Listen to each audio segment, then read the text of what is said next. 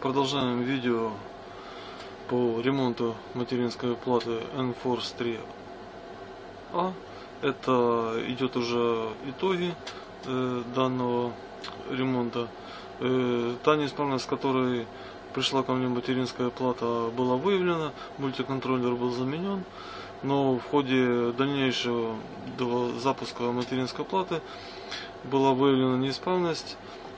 Дальнейшее не видит плата оперативную память.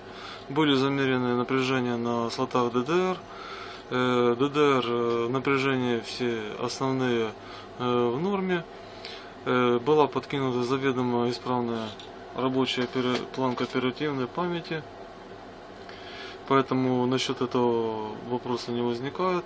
Единственное, что здесь может быть, на мой взгляд, это надо будет мне подкинуть другой процессор, мало ли что может быть даже в нем. И второе, что наиболее вероятно, это неисправен контроллер памяти, который находится в чипе Enforce 3 250 гигабайт. На данный момент чипа у меня на замену нет. Буду искать чип. И когда будет найден чип, будет снято видео, чтобы, допустим, данный диагноз, данную ситуацию подтвердить или опровергнуть.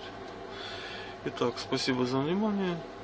Смотрите мой канал, подписывайтесь.